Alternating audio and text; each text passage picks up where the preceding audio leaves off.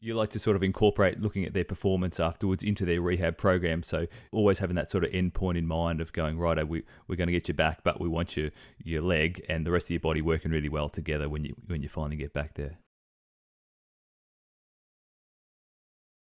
Exactly. I think, I mean, if you speak to any player about either a player he knows or someone else that he's heard of that has come back to play, generally they say, well, look, he came back to play, but it might have taken them a year to get back to sort of the levels of performance that they were before injury. And is that because they weren't fully rehabilitated? Is it because they lack confidence? Is it because their fitness levels lag behind? So even though there's some varying reports in the literature about return to play rates after ACL reconstruction, generally speaking, anyone that wants to return does return, depending on different timelines. Certainly in the older athletes or recreational athletes, work and other commitments come into play which complicate. Return to play isn't necessarily a very useful outcome measure when it comes to ACL reconstruction because it doesn't necessarily tell you how good or bad a job you've done. But in terms of return to play, it's really a step on the journey, and that when you return to play your first game, you're probably 85% of the way towards returning to your best, and that your job as an athlete and our job as people that are trying to facilitate that process is to get you back to playing your best, and we don't stop until we've chased that down completely. So you think following an ACL reco,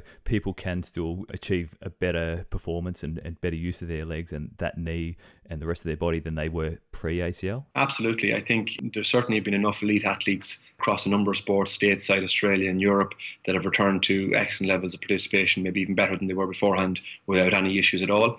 I think it's difficult to compare multiple ACLs because of the complications with chondral injury, maybe other ligament damage, and that's part of the conversation that's difficult with athletes as well, as they start comparing each other without any sort of appreciation of whether the graft type was different, whether there was other concurrent damage done, and whether they're playing different sports or different timelines or starting from different baselines.